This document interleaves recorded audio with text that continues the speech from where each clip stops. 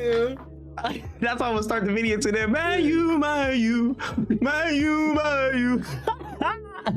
Yo, what's good, everybody? It's full-time trip. We back in the building. Arsenal 3, Manchester divided 1 at the Emirates Stadium. It's been an absolute roller coaster as usual, but we come through victorious. 2 late goals, came through and saved us in the end, got us through and over the line. I don't even remember the first goal that came through. Who was the first goal that scored? I can't even remember. Who was that? That was No. It was a Rashford goal. Oh, okay, yeah. Okay, yeah. Oh, I'm talking about our goals. Yeah, I'm talking about the first Arsenal goal. Yeah, Rashford did score. We can get into the flow of the game, but yeah, Odegaard scored, and then of course Declan Rice making a home goal, making his first contribution. You know what I'm saying, for the Arsenal, like that, beautiful stuff. And Gabriel Jesus sending souls to the shadow realm like he does, and just absolutely sealing it, bringing our third goal home up here with Timo Too Good and Stay Ghosting. Let's start with G real quick. Go ahead, bro. How'd you feel about the game, man? Yeah, G, how'd you feel about the game? Wait, you see that game? I can't lie. We should have been scored 3 goals against them. But I don't know. We were just playing with our food, messing up silly chances. Like, bro, I can't lie. We could have easily made that 3-0 before half time, but we weren't clinical enough. But overall, Man United got smoked, fam. 3-1. Big result. Big, man. And some big performances in there as well. We can also gloss over them in the player highlights and the player ratings. But name a couple of standouts, Timo. Give me a couple of standouts from today's game. Obviously, look, we found out before kickoff that Partey, I think we found later hours of last night that Partey wouldn't take any part today. Could be out for a couple of weeks. So we kind of felt that, there was this feeling that, okay, Gabriel was going to come back into the side, but both Gabriel and Zinchenko, I thought deserve honorable mentions in regards to like the way that the game was controlled from early. Even after conceding the goal, they were pretty much commanding performances from there. I thought that Odegaard, I don't think we could talk about a comeback without Odegaard getting back into the game as early as we did. Pretty much did what he had to do. I think it's standard from Odegaard now, captain fantastic. Also felt that when called upon today, I feel like Eddie did a pretty good job. Wasn't really at the races in regards to getting shots off in the box, but in terms of link up play and defensive contributions, I feel like he did pretty well.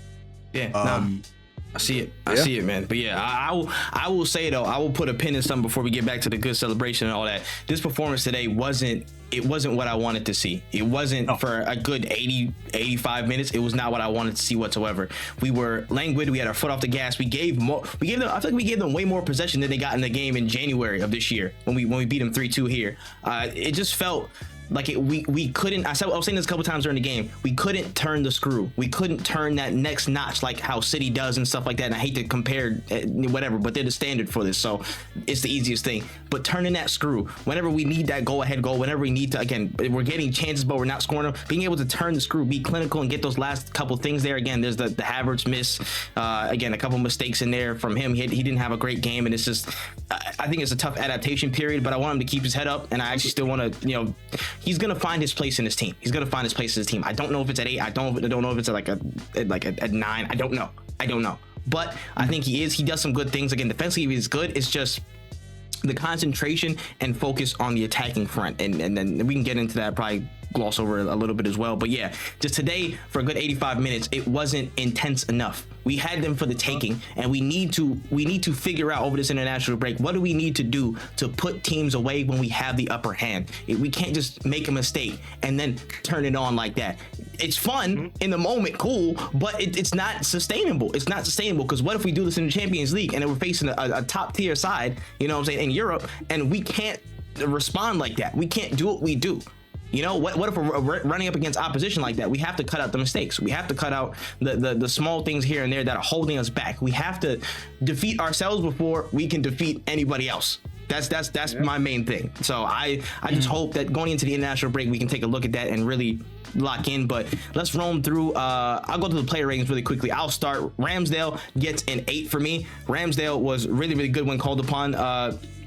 I think there was a double save he had from I think it was from Rashford or from Martial and Rashford. But yeah. When he came into the box, that was completely instinctual, and he does that. He pulls that out whenever called upon, whenever it's a tight pinch moment. He's almost always there. So I think he didn't really put a foot wrong. Again, pressed up when he needed to, covered some things, swept up. I think he gets a straight 8 for me. I'll go to G next. Give me Ben White, Benny Blanco.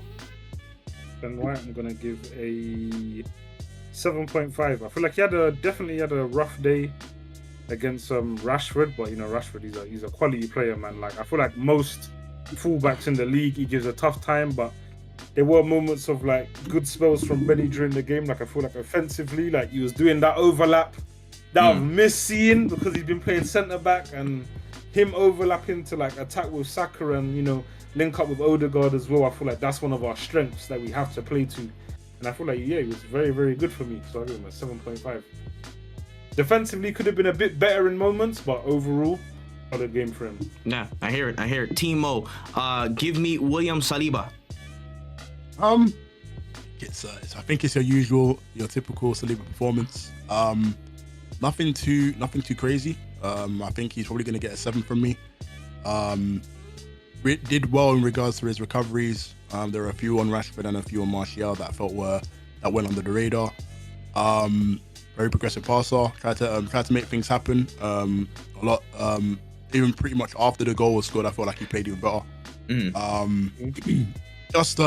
does seem like there was just that calming presence that you normally get when Saliba's on the ball. So I wouldn't say anything more than a 7, just because I think as a whole we didn't really struggle defensively past that goal. If I'm being completely honest, after we equalized, I don't think we really struggled too tough. I think it was just a mindset thing with the rest of the team, and I was trying to push forward for those last minutes. But solid 7 for me. Yeah, I hear it. I will say for Gabriel, I want to give him a solid 8. I think he was inching towards an 8.5 for me. Yeah. I'll keep it 8 for now. But Gabriel was imperious. He was vital. As a matter of fact, didn't he play that pass into Fabio Vieira off of that clearance? Yeah. No, 8.5. I lied. 8.5. 8.5.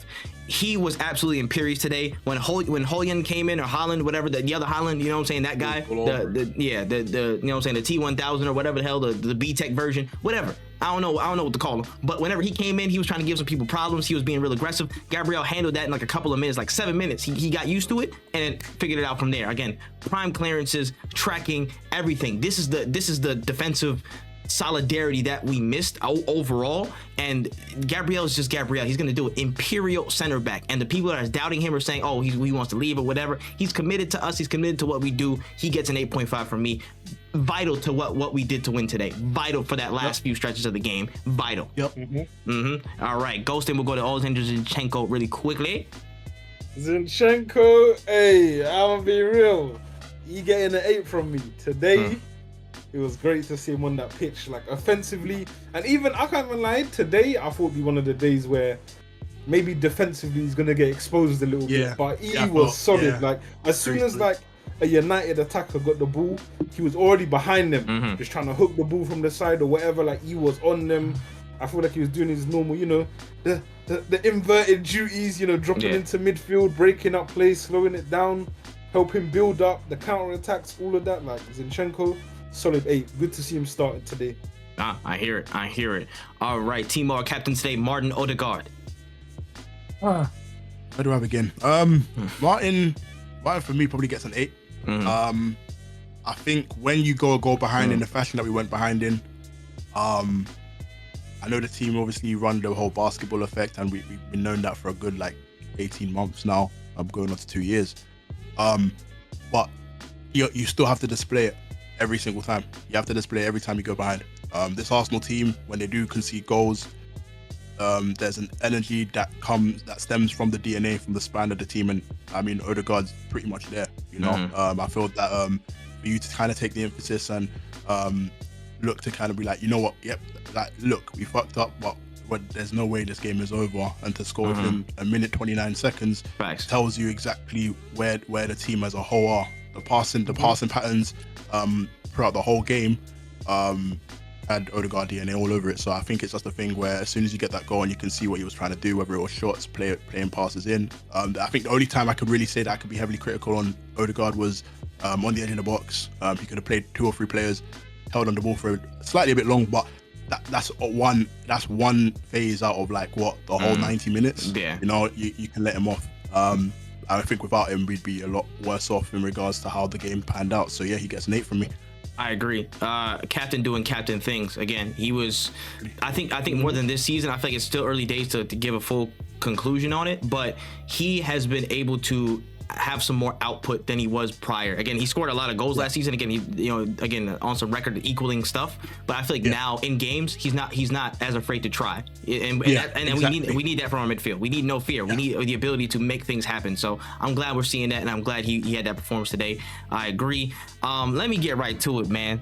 Man of the match, perfection. I didn't even say what this man was doing in the game. I just said his name. Bro. Jalaf, Jasmine, you know what I'm saying? Ghanaian, Nigeria, do whatever you need to. Curry, it's Rice. It's Declan Rice, worth every single penny. Worth every single one. I would throw some extra. He got a PayPal? Where's PayPal at? Let me throw a couple extra dollars on it too, because this guy is absolutely ridiculous. From the lone 6, he was dominating play, breaking up different things that United tried to stir up. You know what I'm saying? Playing passes, distributing the ball like nobody's business, on the ball, making runs. Like, again, in defensive transition, in offensive transition, he's everywhere. And he doesn't tire out. He is phenomenal. He helps the left-hand side dynamics. He bolsters the stuff on the right-hand side. He is just generational. I don't care. I'm sorry. It's time to claim it. This guy is so good. We're looking at another world-class player on our hands.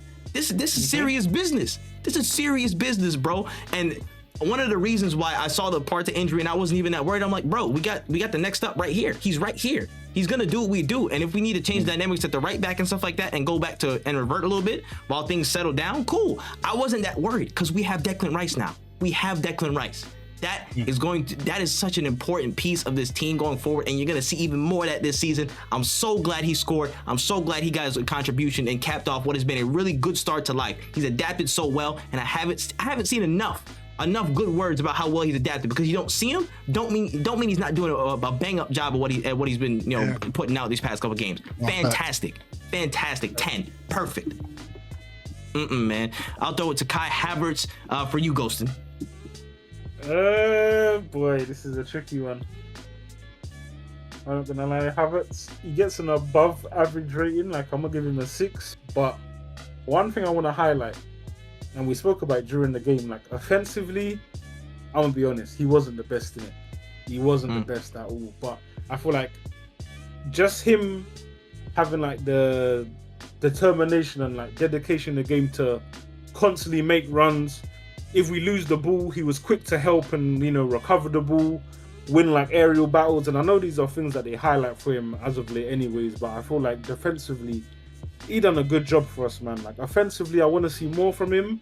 And I feel like he can give more in the future, but at this point, just a thing about supporting our player, fam, because bare fans are getting onto him. I hear it, but like, he wasn't shit today, innit? Like, don't get me wrong, that chance that he scuffed, that was a stinker. I would say that was a stinker, but overall, like, his dedication to like help the team and just be like a team player, even if it is to like a just about above average standard, bro, it helps because he didn't stop running.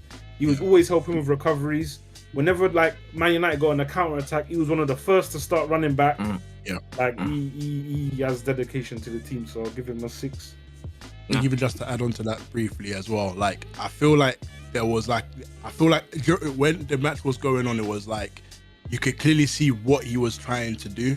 And I don't know if it's more of like again, a lot of people are saying it might be an element of confidence. I feel like the moment he got the ball in and around the box, after the scuff chance, it just seemed like, okay, I need to kind of do this. And I feel like it's unfortunate we didn't get the penalty. Obviously VAR intervened, whatever.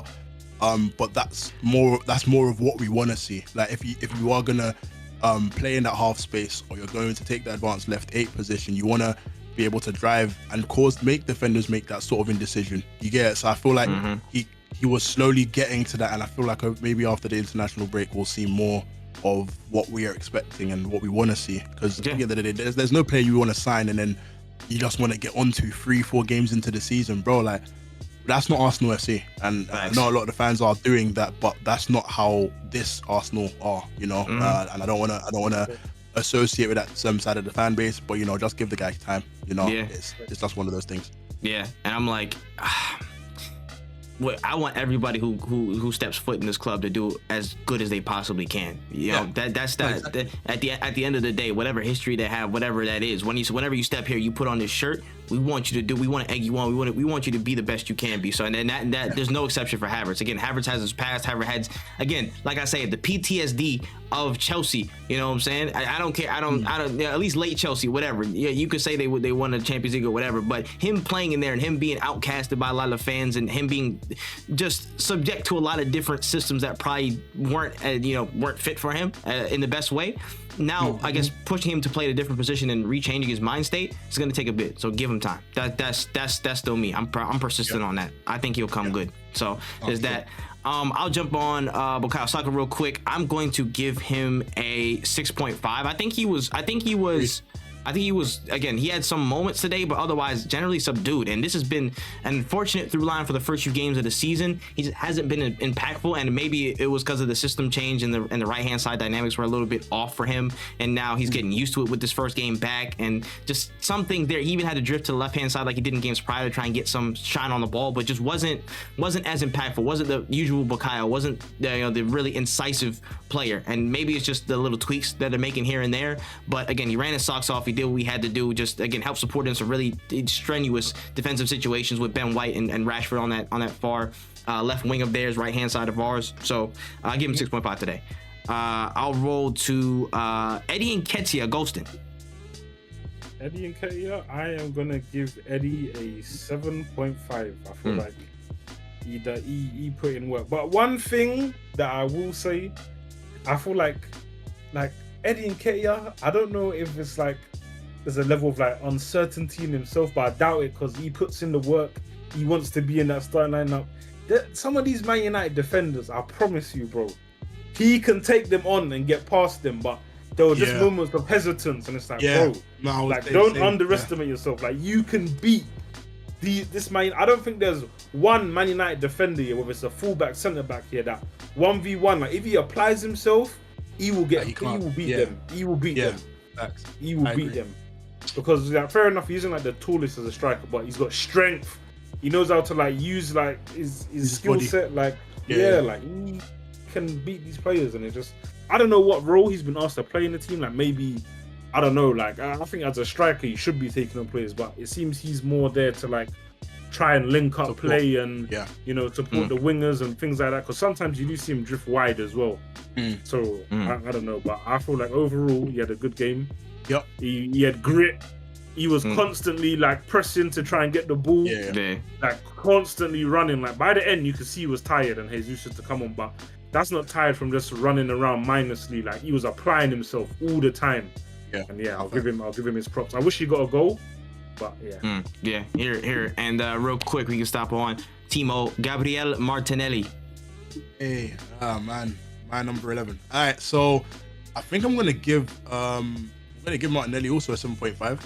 I would even have Saga have said that, I would have given him an 8, because I think the large parts of the match we were talking about how Saka wasn't really getting much success on that right hand side. I felt that on the opposite side, Martinelli was seeing a lot more of the ball, and I feel like it was pretty much an even match between him and Wan-Bissaka. I felt like constantly just being able to get the ball in the box. He played a few nice balls, and unfortunately we couldn't get any shots across goal. But I also think that with the assist that he got, it just made things interesting, because we're not used to really seeing him cut back towards the edge of the box. We're normally seeing him on the byline looking to actually pass across the goal. So I feel like he's just always evolving, and just the relentless press, causing indecision amongst the Man United defenders, and ultimately, I think he just had a good game. I just think it's one of them things. Like obviously, Reece Nelson came on later on. He ran his course. You know, I think it was just a matter of that amount of press, that amount of consistent 1v1ing. It's gonna catch up. So I think 7.5 probably does him nicely. Yeah. Real quick, and I can run through some of the subs here. Again, Reece Nelson, Tomiyasu, Jorginho, I'm gonna give them 7s. I think they came on, put a good shift in to help short things out. Reece Nelson with some really good efforts, gets really good intensity, ripped the ball of Casemiro, you know what I'm saying? Cookies, took his lunch money, it was running through, just great intensity. Glad to see him back. I didn't even know he was on the subs bench. I didn't even look at it, but it's there. But 2 standout subs I really want to cover, Fabio Vieira and Gabriel Jesus. I'll start with Fabio Vieira, man. Oh my goodness. He gets an 8.5 as well. He's ready. He's ready for this. He's GA. He's a GA extraordinaire, bro. I don't know whether it was final third demon. Yeah.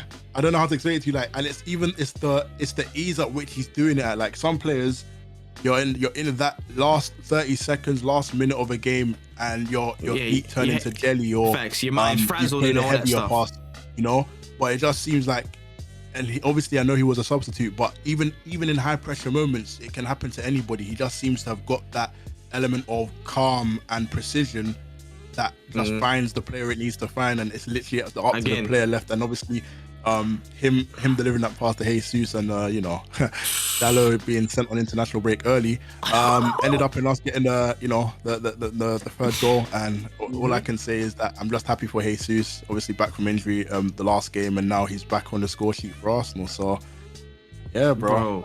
Like ridiculous. But yeah, Gabriel Jesus as well, 8.5. I'm sorry, just the way he said, yo, big chance missed. Okay, cool, I got you. Yeah, how about this, bro? I'm gonna send this man. This man had the force. He had the Luke Skywalker force. He was the chosen one, bro. He moved his buddy this way, and then he had you know what I'm saying, Dalot on the left. He moved him. Yeah. You know what I'm saying? He just said woof. You know what I'm saying? This is not the ball. This ain't the ball you're looking for. Get him out of there. Oh, no, staring at him, bro. He's like, yo, bro, I think you got to go on international break early. Let me send you back to, you know what I'm saying, back to your spot. Woof. You know what I'm saying? Right hand side, smack. Gabriel Jesus is a monster. I'm so glad he's back, bro. That intensity was just what we needed. Fabio Vieira, again, just an absolute final ball demon. Did it last year versus Villa. Did it here. Did it last week. Last game. Last game against Fulham. So this is what he does, and it's time for him to cook. Look what happens when you give players time, man. That's all I'm saying. And real quick, I'll leave it to y'all to Mikel said it before we get out of here. I can't lie. I'm gonna give MA a 10. I'm gonna give him a 10 today. Yeah, I agree with that. I feel like and if you look at the growth from last season as well, in certain areas of the pitch, he felt, you know what, I need to make a change now. And even you can say amongst the three of us, like we were thinking he needs to make those subs earlier. But it seemed like the timing of it went well. Essentially, even the reaction with the disallowed goal that United have, we could have just caved in and said, all right, cool, we just want to take a draw. But no, he wants those players to win. We want to win this game. And he's going to drill that DNA right into those guys. So I think he got the subs perfectly. I think he got the starting lineup pretty perfect as well. Yeah, I can't think of another number below 10. So yeah, I'm going to give him a 10. I'm with that.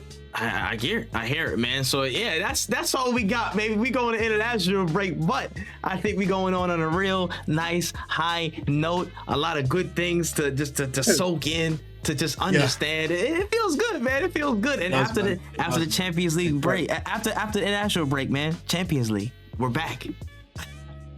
I can't believe it. It's still registering in my head, but we will have some couple breakdown videos on our group and how we feel about that. I'm trying to get that teed up in the next couple of weeks as well.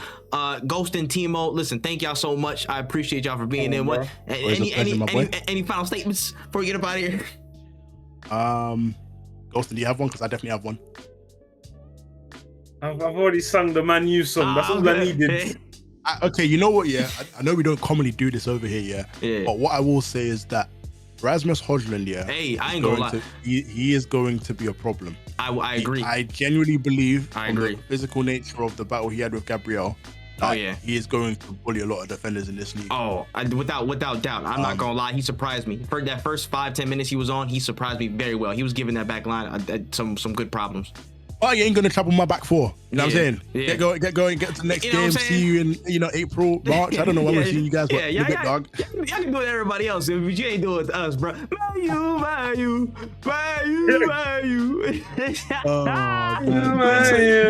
Peace. We gonna catch y'all later, man. Y'all hit the comments. You're gonna like, share, subscribe. Go subscribe to my brethren, and we'll catch you after the international break. COYD, and don't forget, my you.